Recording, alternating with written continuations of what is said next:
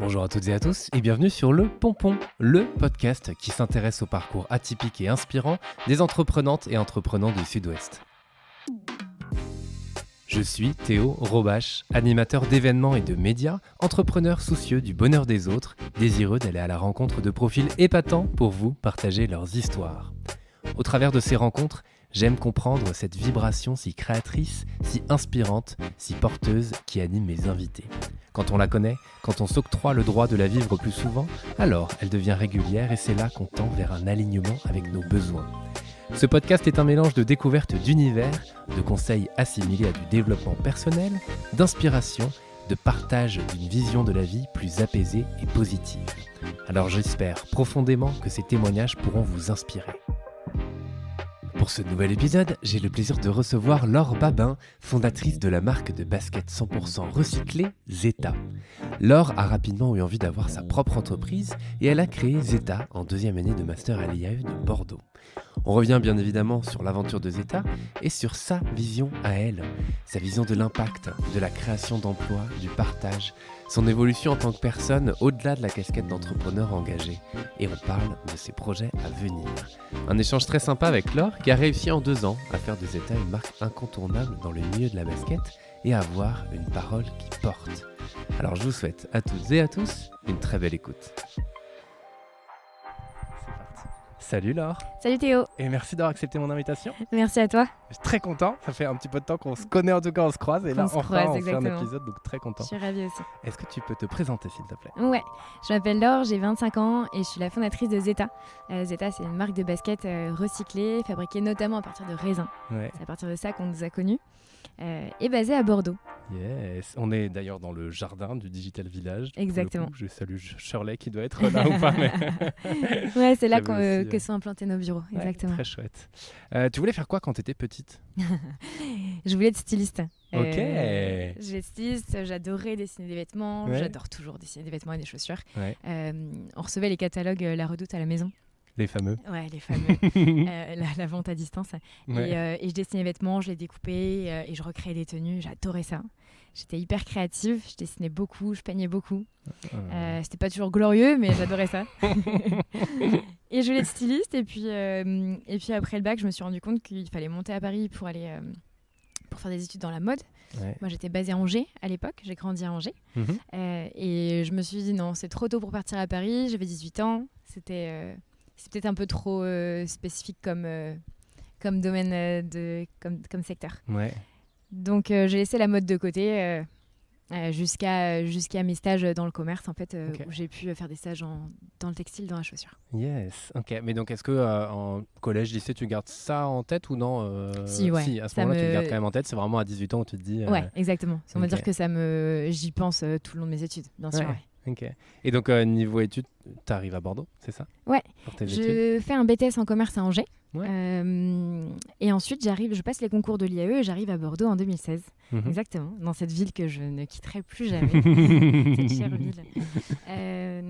Et donc, je fais une licence, un master, un master 1, un master 2 Ouais. en commerce, avant de lancer Zeta en master 2, en fait, en dernière année de master. Ok. Et alors, pendant tes études, il se passe quoi ? Tu fais des stages, donc, pour le coup. Ouais. Est-ce que là aussi, tu as un peu une petite idée de ce que tu as envie de faire ? Comment ça se... J'ai envie de comprendre un peu la logique de construction pour Ouais, bien après sûr. lancer sa propre boîte, quoi. Alors, j'ai laissé la mode de côté, mais pas tellement, parce qu'en Ouais. fait, dès mon premier stage en BTS, je le fais dans une entreprise de chaussures aux Pays-Bas. Ouais.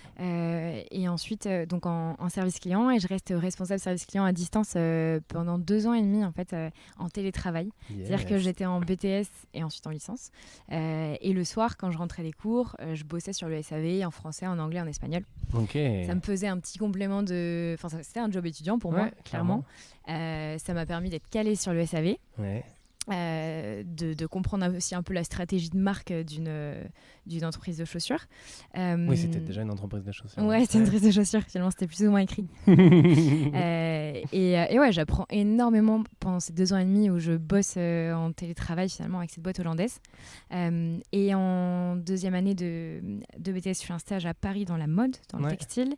En licence, je fais un stage dans une entreprise d'espadrilles au Cambodge. Ouais. Au Pérou ensuite, dans une entreprise de sac à main. Ouais. Donc finalement, c'est plus ou moins écrit, tu vois. C'était assez tracé. Ouais. Et puis en M2, je me dis, bon, ça y est, ça suffit les stages. Maintenant, j'ai envie que ce soit ma propre boîte et j'ai envie que ce soit ma boîte à moi. Yes. Et c'est à ce moment-là que je décide d'intégrer l'incubateur et donc de me lancer. Ok, trop cool. Et alors, dans ces différents stages, tu as pour le coup pas mal voyagé. Ça, c'est trop cool. C'était aussi une envie d'aller voir, peut-être que je pousse un peu trop la question, mais une envie d'aller voir comment ils fabriquaient aussi ailleurs, comment ça se passait ailleurs. Parce qu'à chaque fois, c'était, si je ne m'abuse, des entreprises qui faisaient ça. Handmade, ouais, c'est ça. plus le façon artisanale. Oui, merci. ouais, tout à fait. C'était plus ou moins des grosses boîtes, mais en fait, il y avait toujours une dimension sociale ou environnementale. Ouais. Typiquement, l'entreprise de chaussures aux Pays-Bas, c'était des chaussures qui étaient fabriquées au Pérou. Donc, il y avait vraiment cette dimension sociale et éthique. Ouais. Au Cambodge, c'est une entreprise qui faisait des espadrilles à base de matières éco-responsables. Donc, il y avait cette dimension environnementale. Donc, c'est vrai que j'alliais, on va dire, l'utile à l'agréable parce qu'à la fois, j'apprenais beaucoup et en même temps, j'avais toujours cette envie de voyager qui me démangeait et ça fait vraiment partie de moi. J'ai énormément voyagé grâce aux études pendant toutes ces années et c'est vrai qu'à un moment je parlais que de ça, que de partir sur la route et de voir ce qui se passait ailleurs. Ouais. Donc j'ai vraiment eu cette chance de faire ces stages dans un milieu qui me passionnait et en même temps de découvrir la culture de pays qui était juste incroyable. C'est clair, oui, parce qu'entre le Cambodge et le Pérou, génial, et même c'était à La Haye, c'est ça? Ouais, exactement. Trop cool. Donc, bien étudié. J'ai regardé quand même. Là aussi, une autre culture, et ils sont pas si loin, mais ils fonctionnent quand même assez différemment de nous, donc c'est assez chouette. Carrément. Et alors, cette appétence, j'ai envie de dire, pour ce côté aussi environnemental, parce que tu aurais pu aller bosser chez Zara ou chez H&M, ou enfin voilà, pour ne citer que, elle te vient d'où? J'ai grandi en fait avec ces valeurs-là, ces valeurs que mes parents m'ont inculquées et j'ai grandi dans la campagne entourée de champs, donc c'est quelque chose qui était là naturellement, tu vois, de préserver l'environnement, de faire attention à ce qui nous entoure. C'est pas arrivé du jour au lendemain et c'est toujours quelque chose auquel j'ai été sensibilisée. Donc ça m'a paru évident d'apporter cette dimension-là quand j'ai lancé l'entreprise et c'était vraiment une nécessité. Ouais. C'était plus qu'une envie, c'était une nécessité. Ok. Et quand tu étais sur place à chaque fois, donc dans les différents pays, est-ce que tu allais voir aussi comment fonctionnaient les autres? Ou est-ce que tu avais déjà cette envie peut-être de t'enrichir encore plus que ce que tu voyais dans l'entreprise dans laquelle tu étais pour voir un petit peu comment fonctionnait le marché, alors, encore une fois? Ouais, c'est assez compliqué dans le milieu du textile. Ils sont pas hyper ouverts, je comprends pas. En Asie du Sud-Est, je vois pas où est là. Ouais, typiquement au Cambodge, on le sait, Zara a implanté beaucoup de ses usines en périphérie de Phnom Penh, donc la capitale. Impossible d'y aller. Il y a eu un reportage formidable qui m'a aussi poussé à avoir ce déclic qui s'appelle Sweet Shop, l'envers du décor, je crois que c'est ça. C'est un reportage où 3 Finlandais des influenceurs finlandais sont envoyés dans une usine de textile au Cambodge. Et où pendant plusieurs semaines, ils travaillent et ils vivent comme les couturiers là-bas. Donc ils gagnent $1 par mois, ils se lèvent très tôt le matin, ils font des heures à n'en plus finir. Et c'est assez affolant de voir les conditions dans lesquelles ils évoluent. Il y a plusieurs influenceurs qui craquent, qui n'en peuvent plus au bout de quelques jours et qui demandent à rentrer. C'est très compliqué. Et je recommande à pas mal de personnes de le voir. C'est bien d'avoir fait ça, parce que c'est très bien fait et ça permet vraiment de voir l'envers du décor. Ok. Bah ouais, puis bien d'envoyer des personnes qui font ce métier-là, influenceurs pour le coup. C'est très bien. Ça dépend comment on influence. L'influence, ça dépend de quel côté on la met. Elle peut être positive, complètement, mais complètement, on est d'accord. Et il faudrait qu'elle le soit. Que ces personnes qui ont la chance de donner cette visibilité-là le fassent pour quelque chose d'utile. Ouais, carrément. C'est une belle idée. Je regarderai, comme ça j'essaierai de mettre le lien dans la description, comme ça tout le monde pourra aller voir ça. Ok, et donc pendant ton master, c'est là où l'idée émerge. Comment ça se passe? En fait, pendant les différentes années, j'avais toujours voulu lancer un projet. Donc, il y en a eu plusieurs. Il y a une marque de t-shirts, il y a un projet de laverie, un projet d'appli de rencontres à l'étranger. Il y a eu plein de choses. Et alors, attends, et à chaque fois, t'as enclenché quelque chose ou t'avais juste l'idée qui était bien là? Alors, il y avait le business plan. Pour l'application, on a été jusqu'à la version bêta, qui n'était pas totalement finalisée, mais on avait quand même une belle ébauche. Mais à chaque fois, ça marchait pas. Soit, je pense que c'était pas assez abouti. le projet n'était pas abouti, j'avais pas les compétences nécessaires, j'étais pas forcément avec l'associé idéal. Ça menait à rien. Ouais. Et puis en dernière année de master, j'avais toujours cette idée en tête de me dire ok, je veux lancer un projet, mais qui a un impact. Ouais. J'ai vu plein de choses, j'ai eu la chance de faire des stages dans plein de boîtes, j'ai quelques compétences, pas toutes c'est sûr, mais j'en ai quelques-unes qui pourront peut-être m'aider à développer ce projet. Et donc je me suis dit c'est le bon moment, c'est ma dernière année de master, j'ai rien à perdre, dans tous les cas après ce sera le salariat, donc c'est maintenant qu'il faut le lancer. Et donc j'intègre l'incubateur de l'école, de l'IAE, je me fais accompagner par une mentor pendant tout le long, que je remercie parce qu'elle a été d'un soutien incroyable, surtout quand on se lance seul. Quand on est seul associé, c'est assez compliqué d'un point de vue émotionnel et psychologique. Il y a beaucoup de bas, donc c'est assez compliqué. Et donc voilà, j'intègre l'incubateur en septembre 2019. Et dès le début, je structure l'idée du projet. Peu à peu, voilà, s'enchaînent les étapes, le sourcing des matières, les rencontres avec les fournisseurs. Ok. Et alors, pourquoi la basket ? Parce que j'en suis fan. Je suis une fan de sneakers depuis très longtemps. J'ai eu aussi constaté que c'était l'un des produits les plus achetés, les plus portés. Tout le monde a une paire de baskets. Peu importe la marque, peu importe l'âge, tout le monde a une paire de baskets dans sa garde-robe. Donc c'était aussi le moyen le plus simple d'avoir un impact global et de toucher le plus de monde possible. Tu vois, j'aurais pas eu le même impact en créant une paire de tongs, je pense, ou une paire de ballerines, typiquement. Là, la basket, c'est unisexe. C'est porté par des ados, des pré-ados, des personnes un peu plus âgées aussi. Donc ça permet de toucher pas mal de personnes. Et alors attends, j'avais vu en préparant, mais j'ai plus le chiffre exact en tête. Il y a 14 ou 15 milliards de baskets qui sont... Je pense que les chiffres ont encore augmenté depuis. Qui ont augmenté, donc créés chaque année. C'est ça, produits chaque année, exactement. Produits chaque année. Sachant que, voilà, pour rappeler, on n'est pas encore 8 milliards, je crois. Donc non, c'est aberrant. C'est complètement... C'est un peu déconnant, C'est pas du tout en raccord avec la réalité. Et il y a ce problème de surproduction et surtout de surconsommation, en fait. On produit plus que ce dont on a besoin et on achète plus que ce dont on a besoin. Typiquement, l'achat de chaussures, l'achat de textiles, l'achat de mode, ça cède souvent à une impulsivité. On n'a pas vraiment besoin, alors qu'au final, il faudrait acheter une paire de chaussures parce que l'autre est abîmée. Pas juste pour avoir une nouvelle couleur dans ces étagères, quoi. On est d'accord. Et donc, quand tu te lances, tu disais, tu regardes un peu à la fois ce qui se fait autour, tu vas regarder les fournisseurs. Et est-ce que tu as déjà au départ, tu as cette idée de faire des baskets recyclées déjà, tu penses aux mares de raisin. Comment ça se passe au tout début? C'est quoi l'idée en tête? C'est de dire, OK, je vais faire les baskets de demain. Et, tu vois, avec beaucoup d'humilité, je pense que c'était simplement de créer une nouvelle alternative à la basket. Bien faite, c'est-à-dire faite en Europe et à partir de matières recyclées. À ce moment-là, je fais un état du marché et j'essaie de voir toutes les baskets éco-responsables qui existent. Il y a les baskets fabriquées au Pérou avec les imprimés d'Amérique du Sud, celles fabriquées en Asie avec les imprimés asiatiques, les baskets éco-responsables à partir de bambou, de chanvre, etc. Et en fait, je me rends compte qu'il y a une multitude de déchets sur Terre et donc qu'on a à disposition et qu'on pourrait réutiliser dans la fabrication d'un nouveau produit. Mais il n'existe pas à ce moment-là de baskets 100% recyclées. C'est-à-dire des lacets en passant par la colle, la boîte, absolument chaque élément. Et donc en fait au début c'est plus un défi que je me lance en me disant est-ce que c'est possible de le faire.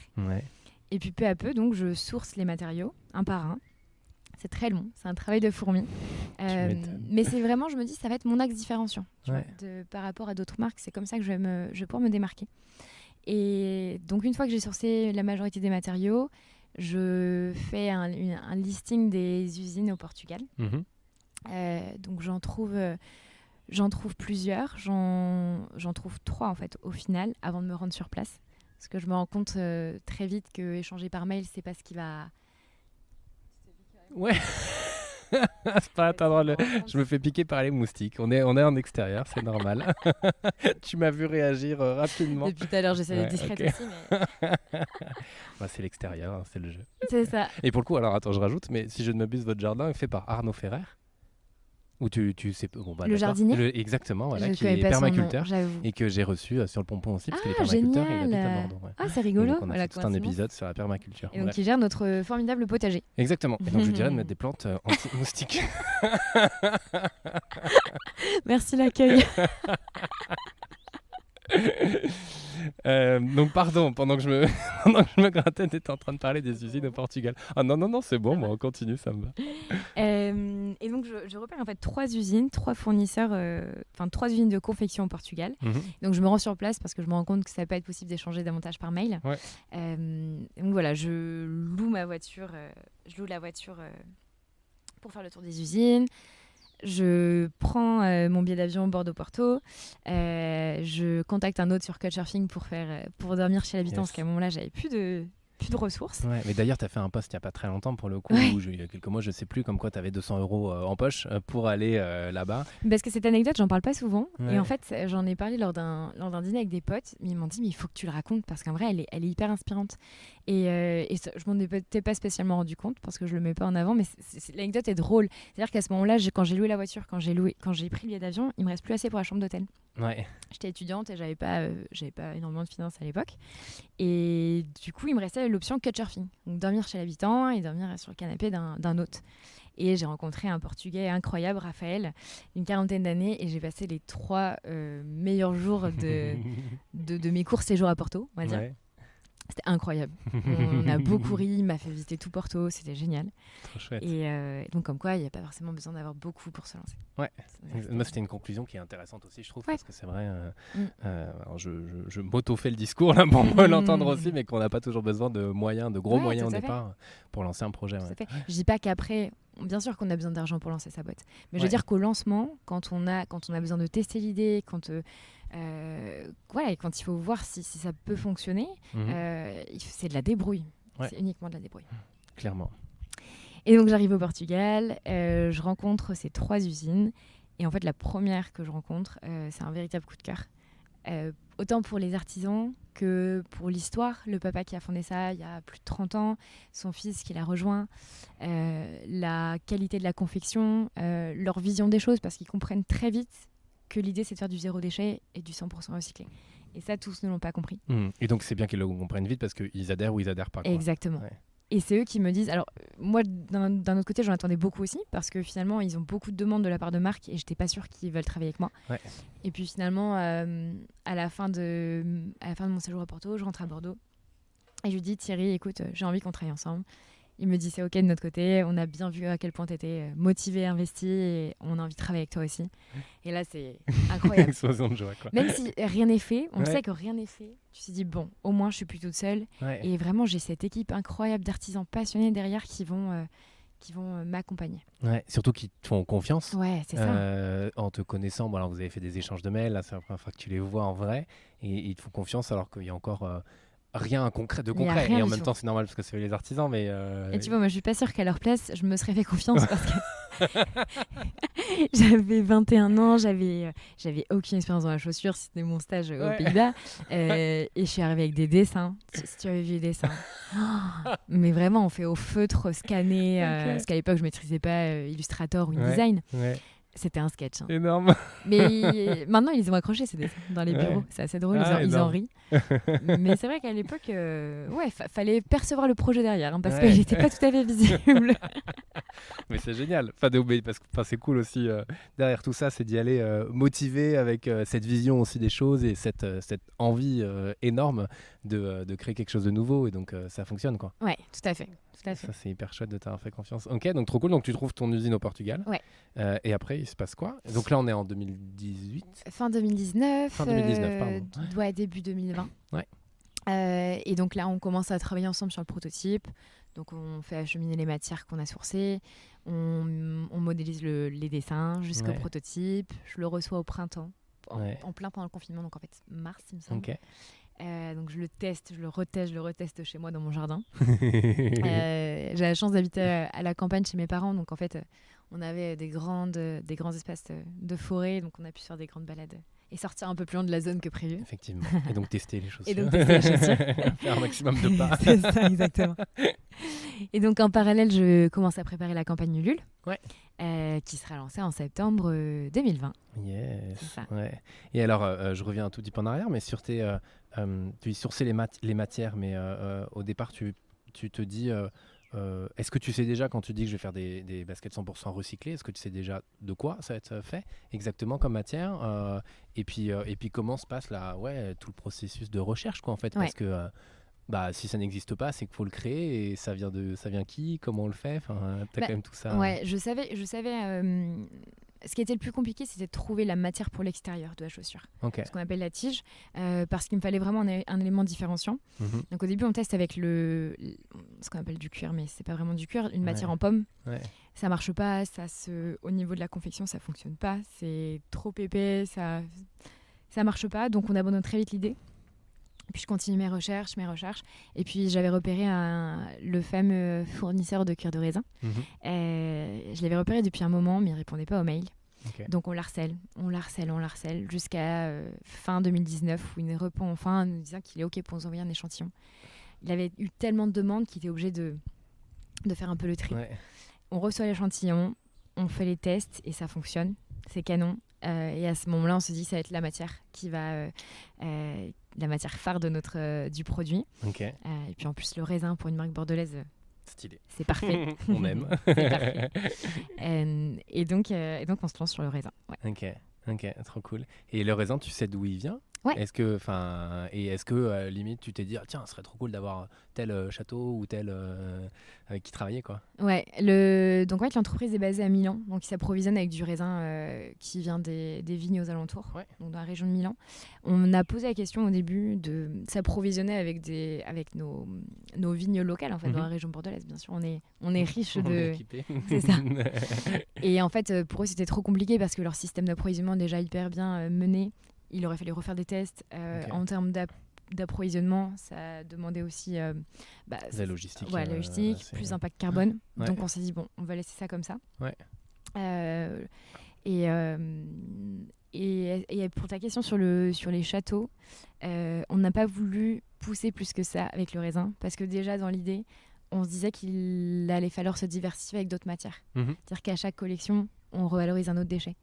Donc, Ok, t'es parti dès le départ, tu t'es dit à chaque collection on va. si on restait sur le raisin, c'était un peu limitant. Ok. Et je voulais pas que notre image de marque soit associée uniquement au raisin. C'était un peu ce qui a été dur au début parce que les gens avaient vraiment cette idée de raisin en tête. Mhm. Et en termes de stratégie de positionnement, il a fallu expliquer que nous, le concept, c'était du zéro déchet. Ouais. Et donc de la revalorisation de déchets et pas uniquement du raisin. Ok. Et c'est comme ça qu'après, on a réussi à se diversifier avec des modèles à scratch en maïs. Mhm. Et puis dernièrement, une collab avec Nespresso avec du marc de café. On va y revenir. Trop cool. Et donc, ouais, toi, l'idée, l'envie, donc au départ aussi de lancer une campagne Ulule. Pourquoi tu fais ça? Je suppose la réponse, mais voilà, pourquoi ce choix? C'est un énorme booster de visibilité, Ouais. ça c'est sûr. Forcément, il y a le côté avance en trésorerie parce que moi j'ai besoin de financer la production. Donc ça c'est quand même assez pratique. Et ça puis, peut être utile. Ouais, totalement. Et puis ça permet de tester le marché en fait, Ouais. de pas prendre de risques. Si la campagne n'aboutit pas, bon mais tant pis, je me rabats sur autre chose, je me rabats sur le salariat peut-être, Ok. et je laisse ça de côté. Ok, ouais, donc c'était quand même un pari de se dire c'est quand même une grosse étape cette campagne Ulule. Ouais, Et si jamais ça foire complet, on se clairement, pose des c'était le questions, quoi. lancement Ok. et il fallait pas que ça se loupe. Ok. Clairement pas. Ouais. T'as fait comment alors pour que ça fonctionne? Chaque fois, on me demande le secret. Ouais, non, mais parce que je me dis, il y a plusieurs personnes qui ont potentiellement envie de lancer des produits. Ouais. Et c'est vrai que pour le coup, en 2 ans, c'est quand même une belle réussite. Enfin, on y reviendra sur tout ce qui se passe aujourd'hui. Mais qu'est-ce qui fait que est-ce que tu as une stratégie marketing de malade derrière et tu t'es si entouré tu de personnes? savais. Non, mais Si c'est tu pour savais ça. comment c'est. J'imagine que c'est pas le cas. Enfin, j'en sais rien en fait. Mais À l'époque, j'étais pas la reine de l'organisation et je me laissais très vite déborder. Donc, autant te dire que ma stratégie marketing et com, c'était un peu au jour le jour. Non, ce qui a été formidable, c'est tout l'écho qu'il y a eu par rapport à la presse. J'ai eu des énormes relais médias, presse écrite, presse en ligne, télé, Ouais. radio. Ça a été génial. Ouais. Ça a été vraiment ce qui a joué un rôle crucial dans la campagne. La com aussi. Je pense il faut être hyper actif sur les réseaux dans ces périodes-là. Donc LinkedIn, Facebook, Instagram. On n'a pas fait beaucoup de pubs. On a fait vraiment un tout petit peu à la fin de la campagne. Donc c'est pas forcément ce qui a joué pour la réussite de celle-ci. Mais je pense que c'est peut-être tout simplement le produit aussi. Ouais. Le produit qui a donné envie, la vidéo, les images. Peut-être que le projet a inspiré confiance. Ouais. Faut croire. Ok, donc la campagne pour le coup est une belle réussite, si je ne m'abuse. Tu vends combien de paires? 2700 en un mois, ouais. Ok, propre. Ouais, très cool. Incroyable. Ok. Magnifique. Et donc la validation. Validation surtout de l'objectif de 100 Ouais. qu'on explose en une journée, quoi. Ah oui, c'était un objectif de 100 paires. Ok. C'est le minimum que m'avait donné l'usine pour qu'on lance la prod. Énorme. Ouais. Et tu l'appelles une semaine plus tard. En fait, c'est 27 fois plus. C'est bon pour vous? Je l'appelle même pas. Ils étaient connectés tout le temps sur la campagne à ouais. actualiser la page et à savoir combien ils allaient devoir produire. C'était drôle parce qu'au bout d'un moment, le papa disait mais stop, c'est plus possible, on va pas passer un bon Noël là. J'en étais presque gênée, le pauvre. Parce que j'étais arrivée en lui disant qu'il allait me falloir 100 paires à peu près pour la campagne. Un stock derrière de 400 et en fait, je me retrouvais avec le triple. Ok. Bon, après, ça va. J'imagine que quand même content parce que ça montre qu'il y a de l'envie, il y a de la demande. Ils étaient trop contents. Ils étaient trop contents parce qu'ils s'étaient investis autant que moi dans le projet. Ouais. Et donc derrière, toute l'équipe était hyper contente quand on passait les différents paliers d'objectifs. Ouais, c'est important de le dire aussi, de bien s'entourer. Pour le coup, je l'ai dit à plusieurs reprises. Tout à dans fait. l'épisode de la semaine dernière avec Nelly. Bien sûr. Dans l'épisode précédent, que important de s'entourer aussi bien dans ses équipes, mais avec ses fournisseurs. C'est essentiel d'avoir des personnes qui participent aussi au projet, quoi. Ouais, exactement. Trop cool. Ok, et donc après, donc tu disais que tu voulais pas faire que du raisin, donc est-ce que tu commences au bout d'un moment, une fois que la collection est validée, tu te dis je vais aller chercher autre chose? Est-ce que ça vient à toi? Non, je suis tout le temps en veille permanente sur différentes matières. Je fais en permanence un sourcing de matières, même si c'est assez compliqué, tu vois, d'avoir ce côté différenciant maintenant que toutes les marques éco-responsables plus ou moins utilisent les mêmes matières. Donc c'est assez difficile aussi de trouver une matière qui soit écologique, qui soit fabriquée en Europe, résistante et qui n'est pas utilisée par les concurrentes pour pouvoir surprendre encore un peu l'audience. Donc c'est assez compliqué. Mais le maïs, j'avais eu des échos. Je savais qu'une ou deux marques l'utilisaient. Il y a un fournisseur qui nous avait contactés à ce moment-là. Ils sont plusieurs sur le marché à en faire. On teste et il s'avère que la matière est incroyable, hyper résistante, hyper propre en termes de composition. Et donc naturellement, on se dit qu'on va partir là-dessus. Comme deuxième collection. Trop cool. Et ça, au bout de combien de temps, la deuxième collection? On la lance en janvier 22. Ok, donc début de cette année. Ouais. Ok. Il me semble. Chouette. Ça me paraît il n'y a pas si longtemps, mais... Mais tu sais, il y a une grosse... Il y a longtemps et en même temps, il n'y a pas longtemps. Ouais, c'est ça. Et en même temps, il y a une grosse période de... En fait, suivant la campagne, il y a eu cette partie production, donc jusqu'à février 2021. Et le lancement du site s'est fait un mois plus tard. Ok. Et en fait, pendant un an, on a été un peu en flux tendu parce qu'on avait beaucoup de problèmes de prod. Déjà, les stocks se vidaient à une vitesse impressionnante et on avait beaucoup de mal à établir les quantités justes. Donc, on a été un peu à tâtons pendant un an.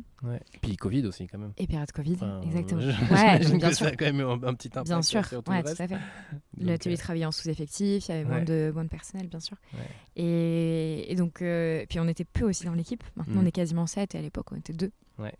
C'était compliqué d'être sur tous les fronts et je pensais pas forcément déjà à développer les prochaines collections. Et c'est pour ça donc la collection à Scratch est arrivée un petit peu tardivement, mais tout est relatif. Tout est relatif. Ça va. Faut prendre son temps. Au bout d'un an, un peu pour un an et demi. Ouais, c'est ça. Ça va. Et puis surtout que il y a quand même le processus de test. J'imagine, parce que c'est pas parce que tu la valides pas en une semaine ta nouvelle matière. Non. Et puis il y a plein d'aspects auxquels on pense pas. Tester une nouvelle matière, c'est pas simplement adapter au modèle. Il faut que la colle réagisse bien, que les coutures réagissent bien. On a eu tellement de problèmes, des choses auxquelles on penserait même pas. Les œillets pour les scratchs qui se détachaient pour une raison mais improbable. Et du coup, forcément, tout ce processus, ça prend du temps. Et cette basket, on l'a testée, cette nouvelle basket, pendant 9 à 12 mois. Ok. Ok. Et donc, est-ce que le test, je l'imagine vraiment? Bon, alors maintenant, je t'imagine dans ton jardin et dans la forêt, mais En train de faire des tours. Au bout de 20 000 pas par jour. Ok, c'est C'est bon. À demain. J'imagine que c'est pas que ça. Non, c'est pas que ça. Il y a Comment des ça tests. se passe les tests? Est-ce que ça se passe justement en usine ou est-ce que c'est des personnes comme toi, comme moi, qui les portent quand il pleut, Ouais, c'est ça. quand il fait 40 degrés et quelques, parce que j'imagine que ça peut aussi entrer en Ouais, jeu, bien sûr, la bien chaleur. Et les tests, on va dire formels et un peu moins informels. Un peu Ouais. plus informels, Ouais. c'est ça.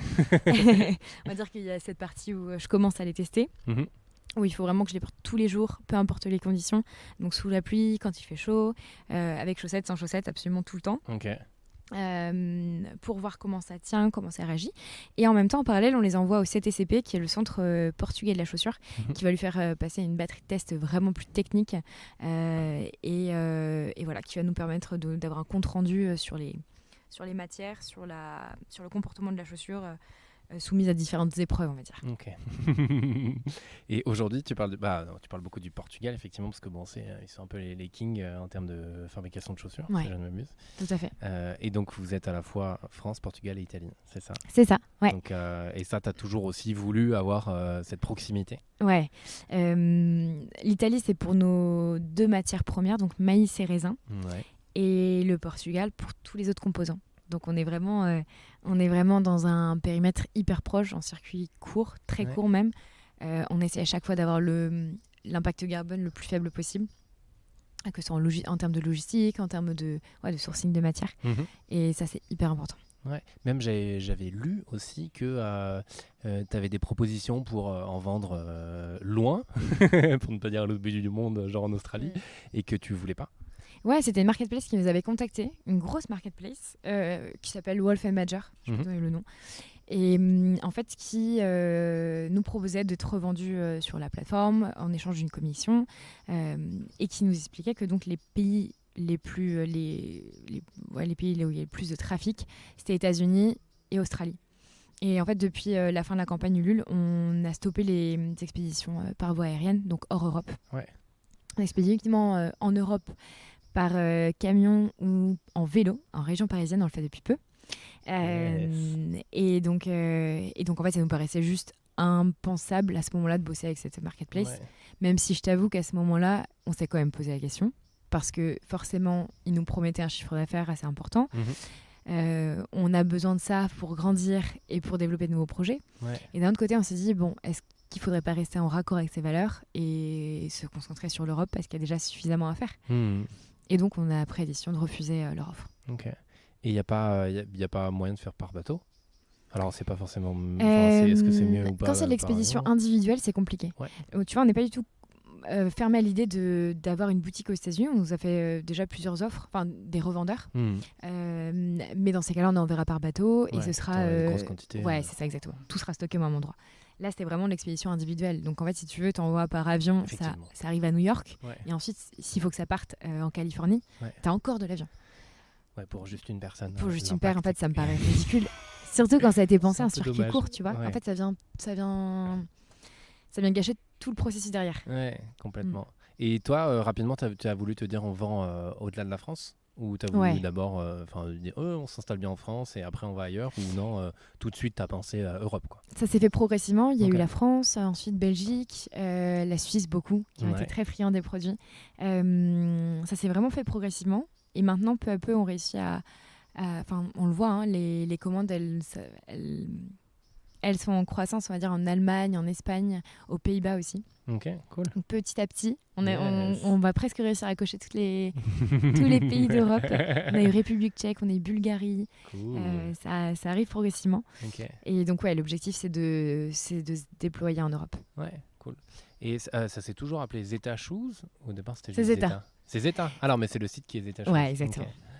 Et il y a une raison à ça? Non, pas du tout. D'accord. Pas du tout, c'est juste que le nom de domaine n'était pas dispo. Ouais, j'allais dire, en fait, j'imagine que le nom n'était pas dispo. Et pourquoi Zeta d'ailleurs?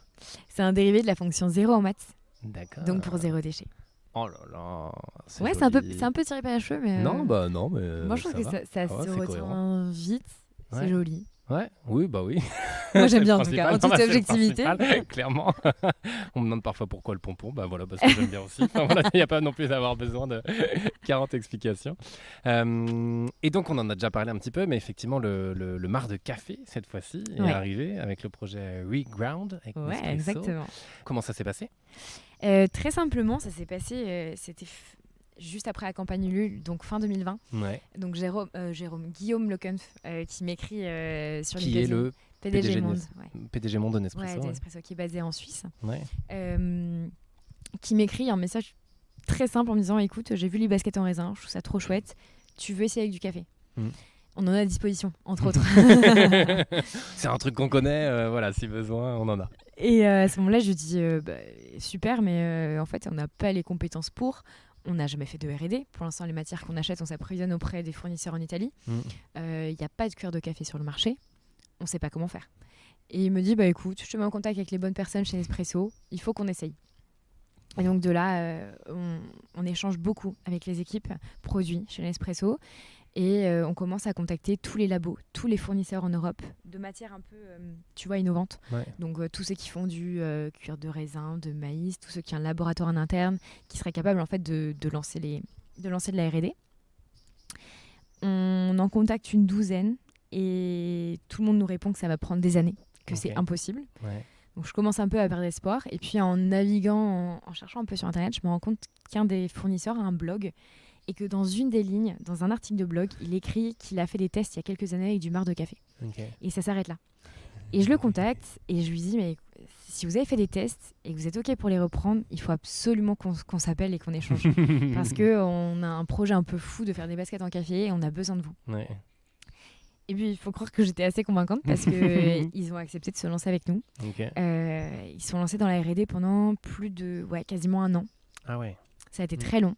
Et puis finalement la matière est sortie, c'était incroyable, un beau simili-cuir marron couleur café, et donc on l'a utilisé pour les chaussures et on a mis aussi du mar de café dans les semelles.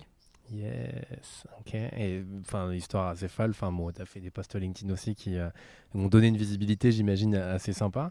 Et donc, alors, comment ça se passe? C'est Nespresso qui, ils récupèrent, j'imagine, toutes leurs capsules. C'est eux qui le gèrent, parce qu'en plus du café, si je ne m'abuse, vous récupérez aussi l'aluminium, ou l'aluminium est retransformé? Comment ça se passe? En fait, donc Nespresso a un centre de recyclage en Suisse. Ouais. Et donc, en fait, si dans le centre, les capsules arrivent, elles sont collectées... en fait, en Suisse, c'est un peu particulier, elles sont collectées chez les gens par la poste. Ils ont tout un système qui est hyper bien rodé, c'est génial. Donc, les capsules sont acheminées dans le centre de recyclage. On met de côté l'aluminium et le mar de café. Ouais. Et ensuite, le mar de café nous est expédié au Portugal pour fabriquer le cuir et pour le mettre dans les semelles. Ouais. On ne réutilise pas l'aluminium. Ils ont d'autres projets avec ce matériau-là. Donc, c'est vraiment concentré sur le mar de café. Okay. Ça marche. Et donc, tu vas bientôt fêter les 2 ans? Enfin, non, ils ont déjà été fêtés. Bon, par rapport au moment où on enregistre, tu vas bientôt les fêter, mais... En septembre. Le 7 septembre 2020. Enfin, je considère cette date-là parce que c'est le lancement de la campagne. Ouais, légalement, la société a été enregistrée un peu plus tard. Mais on va dire que le 7 septembre, c'est là où tout a commencé. Donc, ok. 2 ans. 2 ans. C'est ouf. Ouais, c'est ouf. Enfin, est-ce que parfois tu te poses et tu réalises un peu ou Ouais, ça m'arrive. Ouais. Surtout quand je repense à tous les moments qui se sont écoulés, parce qu'il y a eu des moments incroyables en 2 ans, il y a des moments un peu plus compliqués. Ouais. Sur la première année où en fait on prend un énorme raz-de-marée dans la figure et on se dit il va falloir tout gérer de front. Mais en fait c'est incroyable tout ce qui s'est passé en 2 ans. On est bientôt 7 et je crois que c'est la plus belle, c'est une des plus belles réussites. De pouvoir se dire que on sera bientôt 3 CDI dans l'entreprise, 3 alternants, un stagiaire, créer de l'emploi, c'est juste magnifique, c'est formidable. Et le faire, se lever chaque matin et travailler pour une boîte qui a du sens, qui a de l'impact chaque jour, c'est juste incroyable. Ouais, bravo. Parce que en 2 ans, vous avez vendu plus de 15 000 paires. Exactement. Plus de 45 tonnes de déchets recyclés. Ouais, exactement.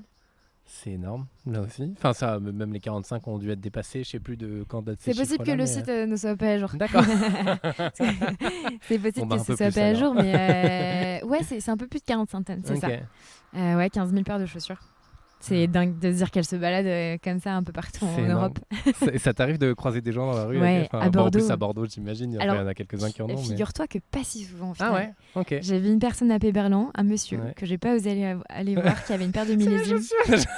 Tu sais, je suis restée vraiment stoïque pendant 5 minutes en le fixant parce qu'on voit jamais le visage des personnes qui commandent. Et nous, on n'a pas de boutique physique. Donc en fait, on sait pas du tout qui sont les personnes qui commandent. On imagine parfois. Et donc, je suis vraiment restée stoïque en me disant ah ouais, donc t'as commandé, t'as connu une paire. Et à chaque fois, ça fait un petit truc. C'est dingue, surtout quand on connaît pas les personnes. C'est incroyable. C'est clair. C'est chouette. Tu disais que vous n'aviez pas boutique, mais j'ai vu une fois en allant à la Cité du Vin, n'est-ce pas, qu'il y avait des chaussures qui étaient là-bas. Vous faites parfois des collaborations? Ouais. Ou c'est peut-être la seule d'ailleurs, je sais. En fait, on personnalise des chaussures pour des boîtes, pour les entreprises, à destination des salariés. Alors là, donc, c'était pour les salariés de la Cité du Vin. Donc on avait brandé avec le logo, on avait mis la petite broderie à l'arrière. Mais on le fait de plus en plus pour des CE, pour des cadeaux de Noël. Les salariés adorent avoir une paire de baskets responsables et les entreprises, pour elles, c'est un cadeau intelligent. Donc on le fait de plus en plus, Ok, trop cool ça. Et l'idée d'avoir une boutique physique? Oula. Un pop-up déjà pour commencer. Pop-up, à Sainte-Catherine en novembre.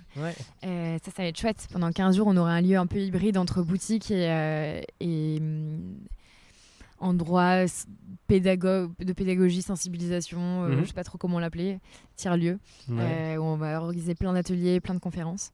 Donc ça va permettre de tester, de voir comment les gens réagissent, pour voir si on attire du monde.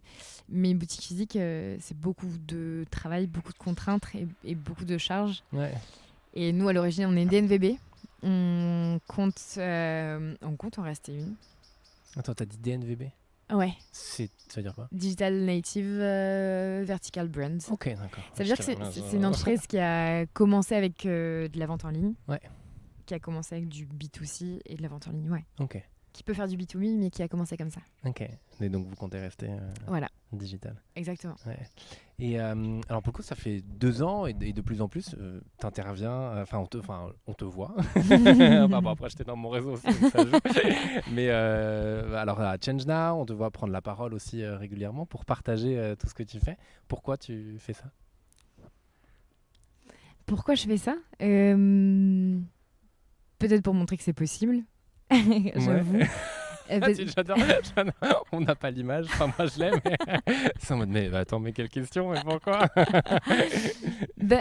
simplement parce que quand je me suis lancée, j'étais jeune, j'avais pas de compétences et j'insiste dessus parce que c'est le cas, je me suis beaucoup entourée à l'époque, j'avais pas de ressources et c'est aussi le cas. Et donc à ce moment-là, je pensais pas spécialement que c'était possible et pourtant j'ai réussi en m'entourant, en travaillant dur. Et donc, je pense que partager mon histoire, ça permet j'espère, d'en inspirer d'autres. Sûrement pour ça que je prends la parole. C'est une question difficile, c'est une bonne raison. Ça me fait du bien, ça me fait rencontrer du monde. C'est important de se créer un réseau de personnes avec qui échanger, avec qui partager différentes problématiques. Je pense que c'est pour ces raisons-là. Et il y a des moments où tu t'es dit j'arrête? Oui, il y en a eu. Je l'aurais jamais fait. Mais il y a des moments où c'était dur. La première année, donc post-campagne, on sort d'1 mois de campagne Ulule où c'est épuisant. Je dormais très peu, c'était très fatigant. Et en fait, directement, j'enchaîne en fait sur la production, sur la création du site, sur tout ce qu'il faut mettre en place. Et donc à ce moment-là, j'ai recruté Anne, qui est notre première alternante, qui m'aide énormément et qui m'épaule beaucoup. Mais je ne pense pas du tout à recruter plus, alors qu'en fait, on fait le travail de peut-être 4-5 personnes. Et je suis tellement dans une spirale de me dire que j'ai une montagne de choses à faire, que je ne me pose pas pour me dire, OK, quelles sont les priorités. À ce moment-là, les priorités, c'est le recrutement, en fait. Et je ne le vois pas. Et à ce moment-là, c'est très difficile. Il y a beaucoup de travail et en plus, il y a le deuxième confinement qui arrive. Je vois pas le bout des journées. Pourtant, j'ai pas arrêté. J'arrêterai pas. Je te rassure.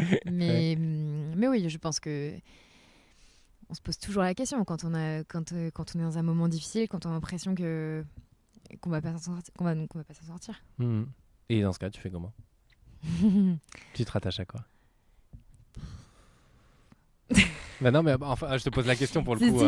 parce que ça arrive souvent, ça m'arrive aussi. Mais bien sûr. On a chacun Bien nos sûr, techniques, nos bien façons sûr, de ouais. faire. Et puis il y a des gens, enfin voilà, l'idée aussi avec ces partages et ce podcast, c'est de dire, déjà, vivez de votre passion et faites ce que vous avez envie de faire, mais l'entrepreneuriat, c'est pas une chose facile. Bien sûr. Ça se saurait. On se raccroche aux amis, à la famille et aux choses qui vont bien. Ouais. À ce moment-là, je fais quand même l'état des lieux. Je me dis, on a fait une campagne incroyable. J'aurais jamais imaginé un tel lancement. Il y a plein de choses qui vont arriver après. Accroche-toi, quoi. Mhm. Je pense que c'est ce que je me dis à ce moment-là. Ouais. Et aussi, je me rends compte qu'il y a quand même des choses qui me... Il n'y a pas que des moments malheureux, il y a plein de choses qui me plaisent au quotidien. Bien sûr. Mais simplement que la dose de travail à ce moment-là me terrifie un peu. Ouais, ok. Mais genre, tu bosses 12 heures par jour ou Ouais, je bosse tard. Je me lève Ok. très tôt et je bosse très tard. Ok. Et je bosse le week-end. Je me souviens plus exactement des horaires, tu vois, parce que c'était Ouais. pas très précis, mais le week-end, je bossais. Ouais. J'ai arrêté de bosser le week-end 1 an après le lancement. Ouais. Je suis vraiment autorisée des week-ends. Ok. Et oui, ce que tu me disais tout à l'heure, c'est que là, cet été, tu t'es autorisé des vacances aussi, Ouais, alors que ça faisait 2 ans. Premières vacances depuis 2 ans. Ouais. Ouais. Exactement. Mais après, c'est aussi, il n'y a pas de secret, hein, c'est quand on bosse. Ouais, tout à fait. Alors après, peut-être que c'est une question d'organisation, de plus déléguer. Il y a une question de passion aussi. Des fois, il y a des personnes. Je parlais avec Hugo de Kimono la semaine dernière qui me racontait que il n'a pas coupé les vacances, mais pas parce qu'il avait pas besoin, mais parce qu'en fait, il est tellement passionné qu'il n'arrive pas à couper. Ouais. C'est tout. Il adore. Ça serait comme couper pour lui une activité qui lui plaît. Mais c'est vrai que moi, j'avais besoin de ce moment-là où j'ai pas d'ordi, où j'ai juste mon bouquin, où voilà, je vais pas me poser la question de regarder mon calendrier aujourd'hui. Pour moi, c'est important ces moments de coupure. Pour d'autres, non, mais chacun le vit différemment en fait. Exactement. Il y a aussi quelque chose que j'avais vu sur votre site, c'est une transparence complète. Alors, aussi bien de tout le processus de fabrication, mais aussi du prix. Ouais, je tout à trouve fait. ça hyper chouette. Parce clairement. Que pas grand monde le fait. Je trouve que maintenant, les marques... Alors, moins les marques. Ça évolue. Mais... Les marques éco-responsables le font de plus en plus, mais les marques on va dire de fast fashion ne montrent rien. Elles ne montrent pas les personnes qui fabriquent les produits. Elles n'expliquent très peu la composition et encore moins, elles détaillent encore moins le prix. Et ce qui a été primordial au début, ce qui a un peu poussé cette transparence, c'était vraiment de replacer l'humain, les artisans au cœur du projet.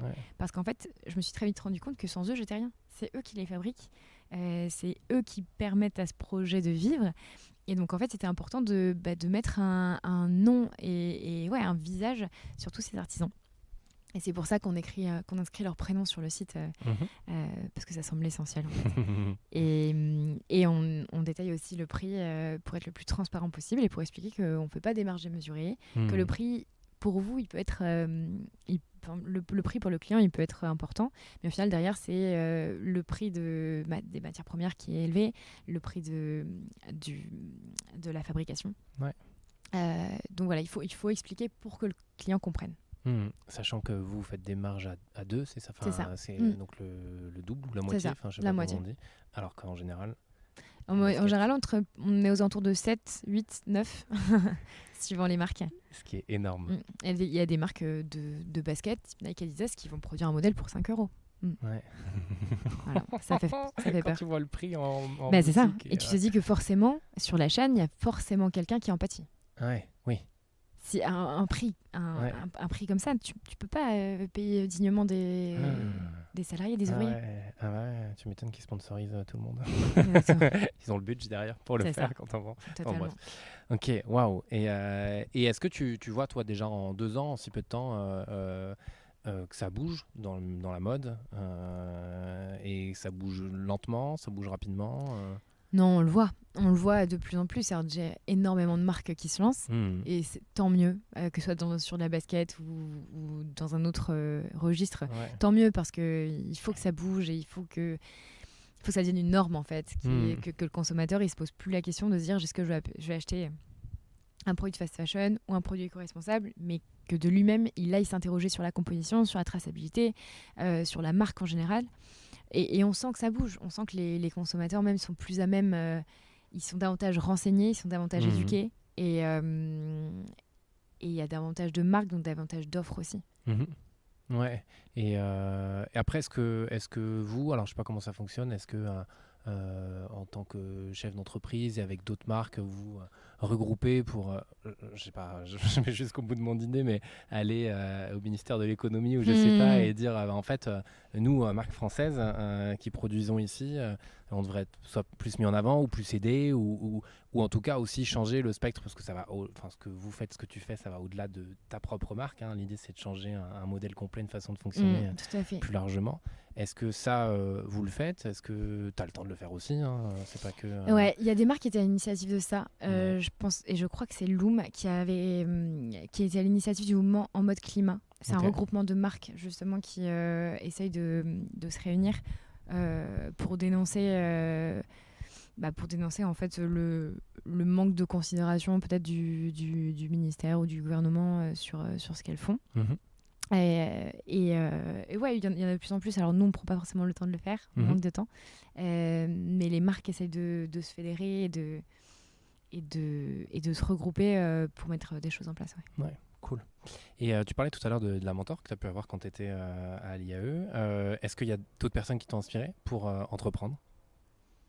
Il y en a eu beaucoup. Ouais. Il y en a eu beaucoup. J'écoutais beaucoup ce que faisait et je regardais beaucoup ce que faisait Clément Molavé d'Opal, qui a lancé une marque magnifique. Ouais. Forcément, Sébastien Cobb de Veja. Forcément, c'est une source d'inspiration. Forcément, c'est une source d'inspiration quand on fait de la basket éco-responsable. J'adorerais le rencontrer. Je ne sais pas s'il m'entendra, mais j'adorerais le rencontrer. Paris. Ils sont basés à Paris. Bon, ça va, c'est pas trop loin. Non, c'est pas trop loin. Ça devrait se faire. Je lance une petite bouteille à la mer. Ouais, forcément, surtout des acteurs de la mode responsable. Ouais. Et je pense aussi à Yvan Chouinard, le fondateur de Patagonia, un peu plus lointain, qui a créé, plus qu'une marque, il a créé un mouvement, je trouve, autour de valeurs. Ouais. Et j'aime beaucoup ses techniques de management. Okay. C'est très, très inspirant. Et il a écrit un bouquin qui s'appelle Confession d'un entrepreneur pas comme les autres. Ouais. Et en anglais, Let My People Go Surfing. Et là, ils ont bien changé le titre. Ils ont bien changé. Mais en fait, c'est assez simple. C'est quand il a monté sa boîte, ensuite il l'a délocalisé au bord de la mer en Californie, il me semble, pour que les salariés puissent aller surfer entre midi et 2 ou l'après-midi. Ça veut dire beaucoup sur le personnage et sur ce qu'il avait envie de donner comme environnement à ses salariés. Clairement. Et donc voilà, c'est un livre qui m'a beaucoup inspiré et la personne aussi. Trop chouette. Mais alors ça me fait penser à Emery Jacquillard de la Camif. Ok, ouais, de la boîte Camif. Ouais, exactement, ouais. Qui fait, ils produisent tout maintenant localement. C'est devenu, ils ont fait un switch sur le site internet justement d'une déco à l'intérieur de la maison, déco de la maison responsable. Et ils ont fait un switch de malade et même quand ils ont opéré ce changement, ils ont pendant 2 semaines, les 2 semaines du Black Friday, autour du Black Friday, ils ont fermé leur site internet pour protester jusqu'à là. Il m'a dit mes actionnaires n'étaient pas très contents. Ils ont dit mais il est malade celui-là.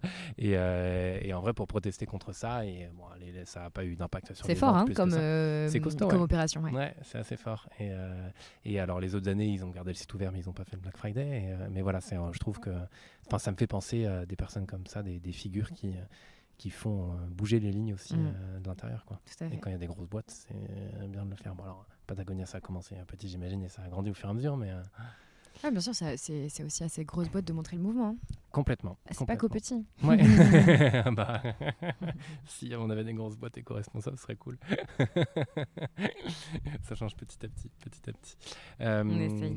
Est-ce que toi, maintenant, tu deviens mentor aussi ou là aussi, c'est pas forcément le temps ou...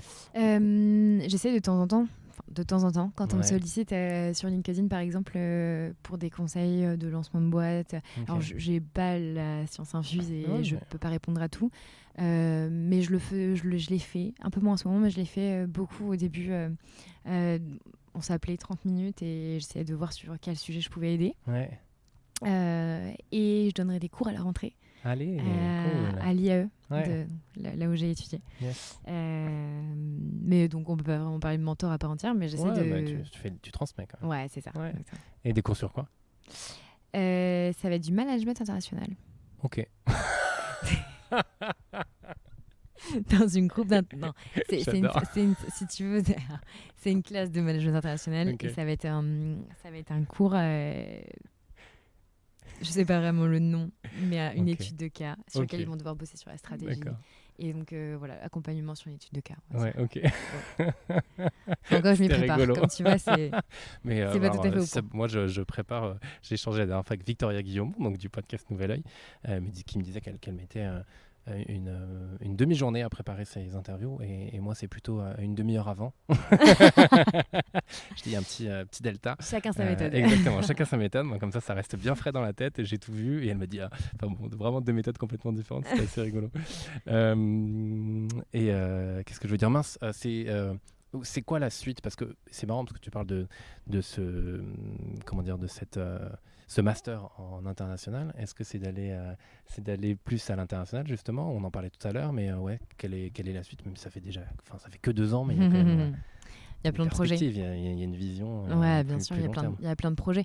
À moyen terme, c'est de se déployer en Europe.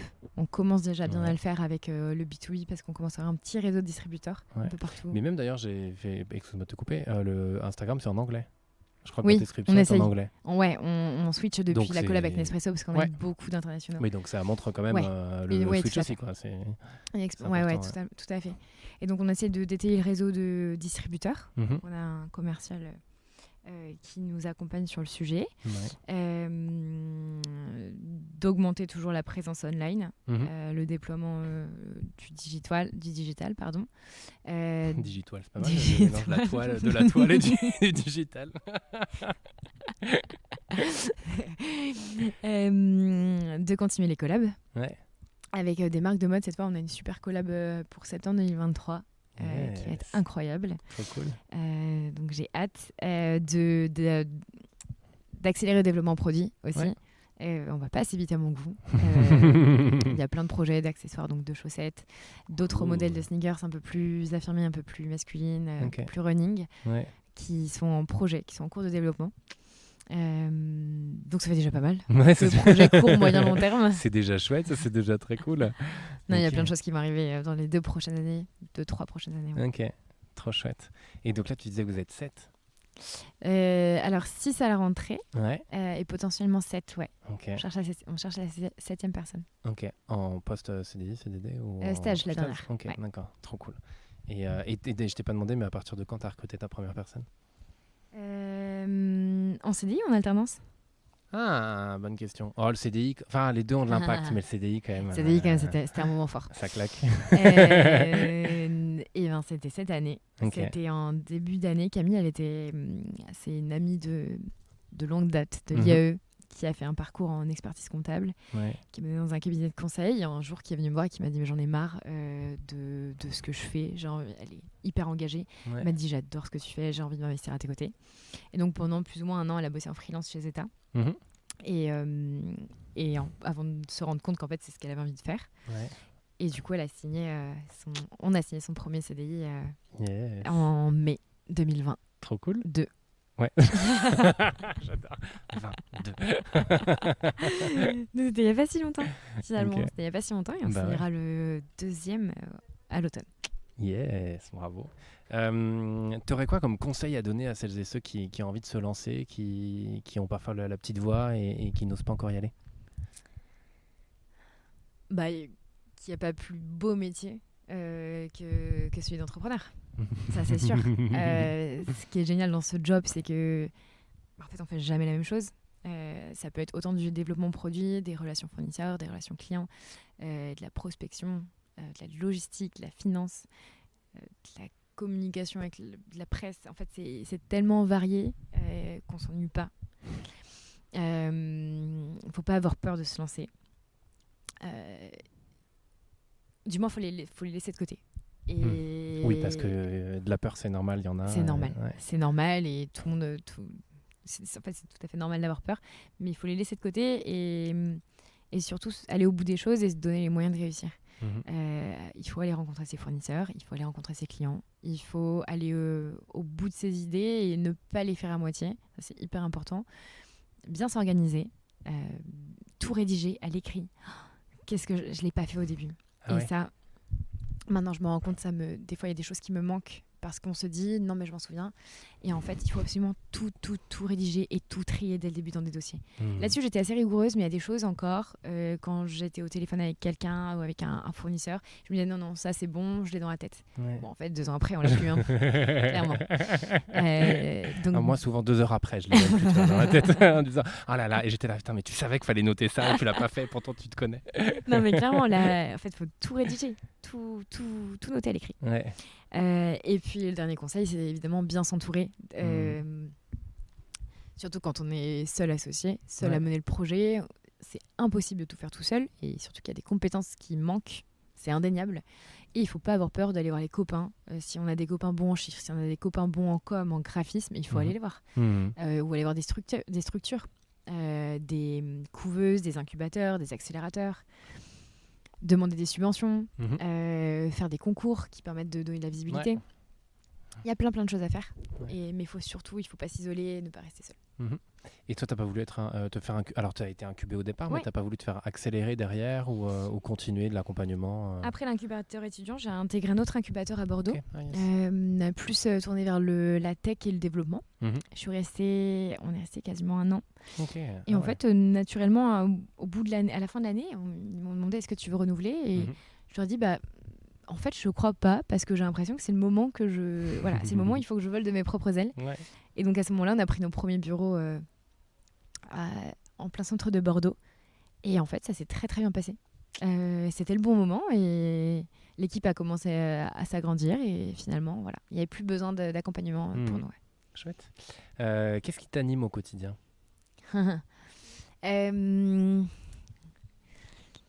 Savoir que ce que je fais, ça a du sens.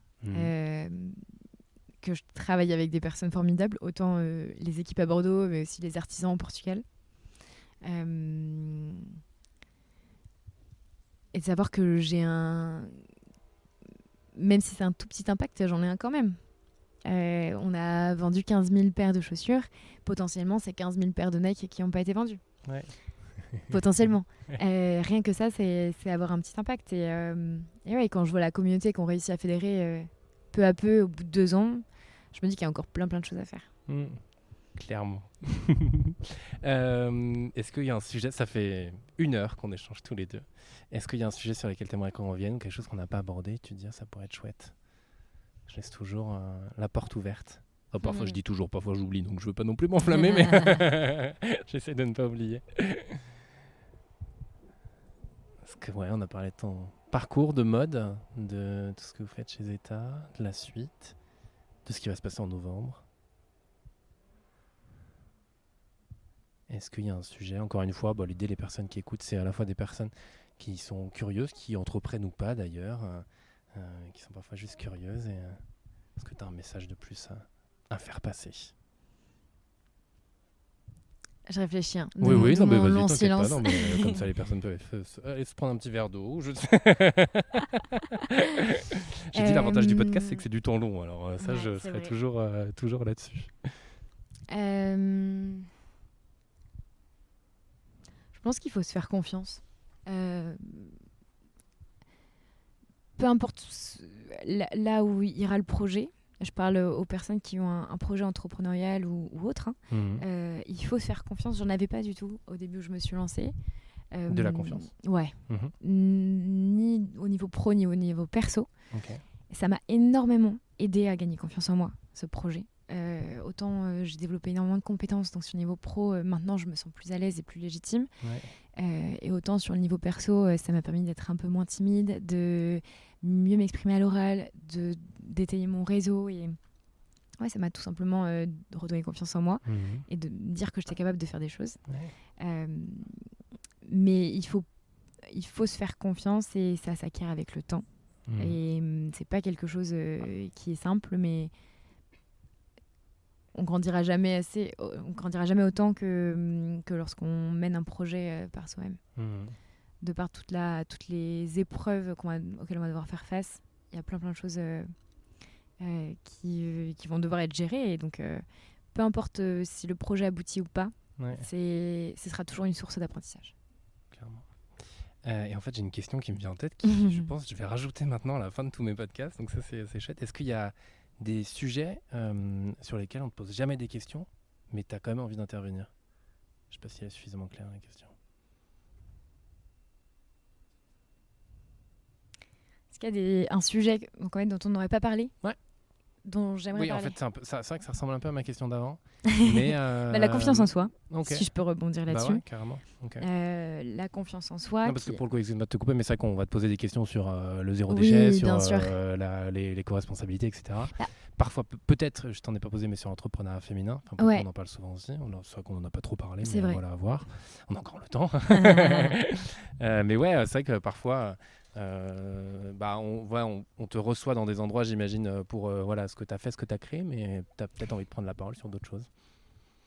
En fait, ce qui est compliqué, c'est qu'on m'associe souvent à Zeta. Ouais. Alors, c'était plus ou moins un choix contrôlé. C'est-à-dire qu'on m'a très vite dit qu'il allait falloir que j'incarne la marque pour que ça fonctionne et pour que les gens retiennent surtout. Ouais. Et donc, très vite, on m'appelait Laure de Zeta. Okay. Très vite, quand j'allais en soirée et je rejoignais des copains, c'était « Bon, comment ça va Zeta ?» Okay. Et en fait, on ne me posait pas la question comment ça va Laure. Et c'est vrai que l'association, mais un grand nombre d'entrepreneurs le diront, l'association entre l'entreprise et la personne, c'est assez compliqué parfois à vivre.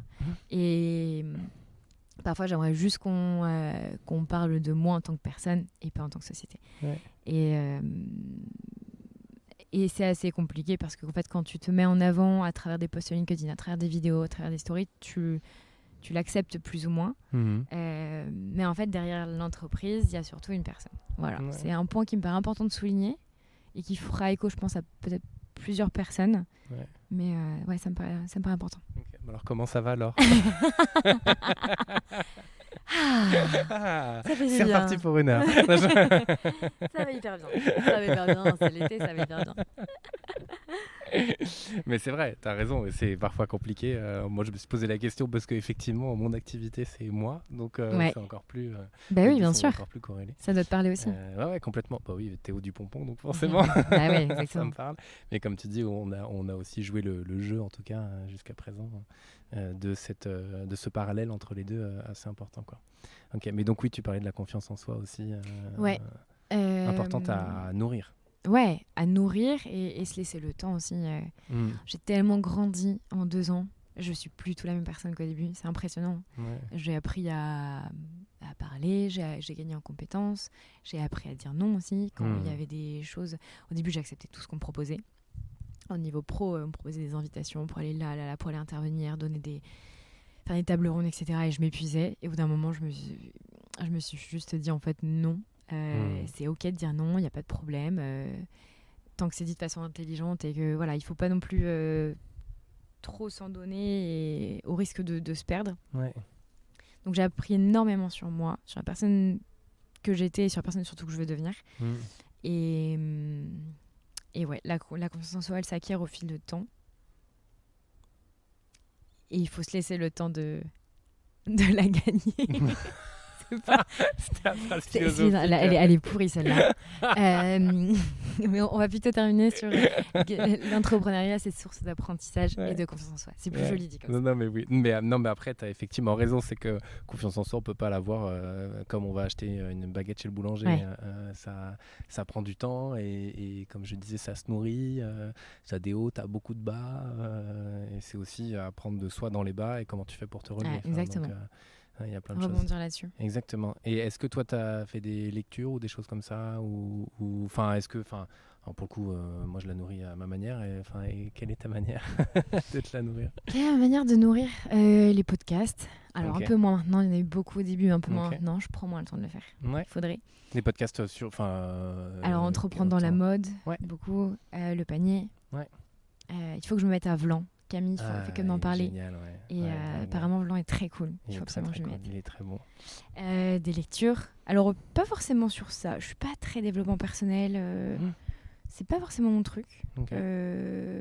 À part le bouquin de Yvon Chouinard de Patagonia sur l'entrepreneuriat. Ouais.